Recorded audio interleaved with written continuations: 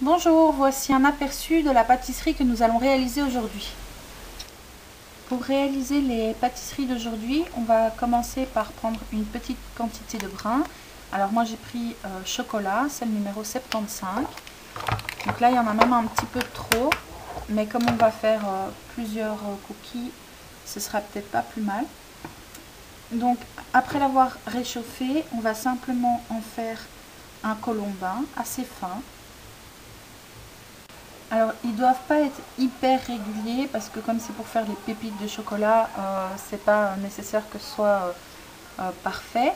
Maintenant, une fois qu'on a nos petits colombins, on va les mettre au four 5 minutes.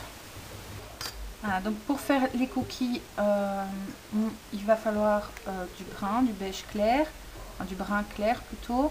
Moi j'en ai plus, donc je vais utiliser la couleur champagne, c'est le numéro 2. Et je viendrai la colorer après au pastel sèche. Donc je vais prendre une barre par cookie. Donc moi je vais faire 4 cookies. Donc je vais prendre 4 barres. Voilà. Je vais ranger le reste. Je vais réchauffer tout ça. J'ai réchauffé ma pâte à cookies et j'ai pré-cuit mes baguettes de pépites de chocolat.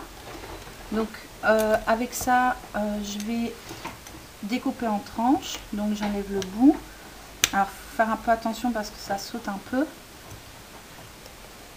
Et puis je vais couper des fines tranches de pépites de chocolat. J'ai testé plusieurs façons de faire des cookies. Je suis arrivée à un résultat pas trop mauvais, je trouve. Donc je vais vous montrer parce que les tutos que j'ai vus sur internet, j'ai essayé et ça n'a rien donné. Mes cookies n'étaient pas super jolis. Donc je vais vous montrer comment j'ai fait ça. Donc j'ai ma pâte ici champagne, donc c'est pas blanc, c'est pas vraiment beige non plus. Je vais incorporer mes pépites de chocolat que j'ai réalisées tout à l'heure. Alors comme les pépites de chocolat elles sont cuites, enfin pré-cuites, elles vont pas se mélanger à la pâte. J'ai incorporé mes pépites de chocolat à ma pâte. Je vais tout simplement coller ma boule de pâte sur mon carreau de carrelage et puis je vais venir écraser pour casser la pâte, révéler les pépites de chocolat et faire des effets de craquelure dû à la cuisson sur mon cookie.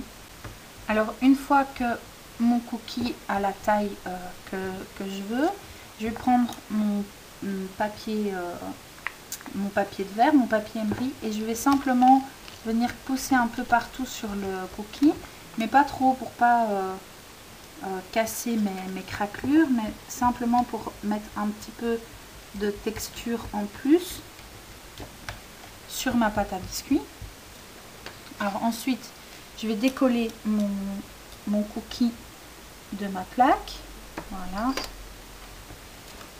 et puis je vais venir le colorer avec ma poudre de pastel sèche. Alors le mélange que moi j'ai fait c'est moitié jaune moitié orange avec un peu de brun, ça donne une jolie couleur de cuisson de cookies. Maintenant à vous de faire vos essais et de voir quelle couleur vous préférez. Et je vais venir tout simplement avec un pinceau mettre de la couleur un peu partout.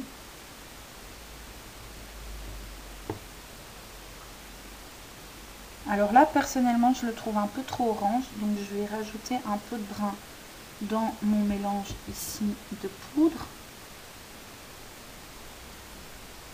Il ne faut pas mettre trop de brun parce que sinon tout de suite il a l'air brûlé le cookie.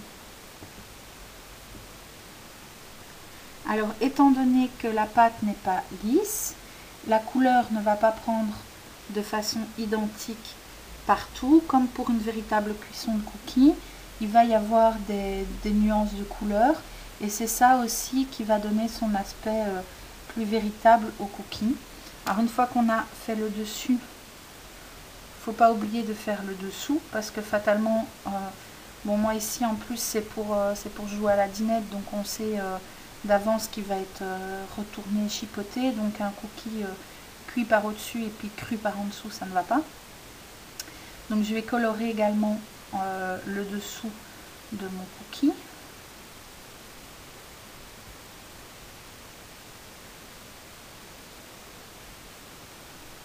Alors il ne faut pas hésiter sur le dessous j'allais dire à cuire un peu plus, à colorer un peu plus foncé, puisque généralement les cookies sont plus cuits par en dessous à cause de la plaque de cuisson que sur le dessus.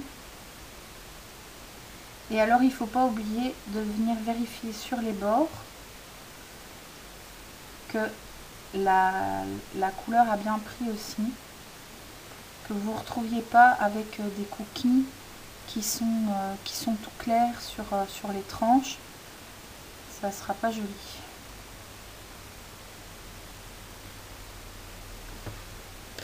Voilà, maintenant que mon cookie est cuit, je vais venir le mettre sur mon carreau de carrelage, bien à plat.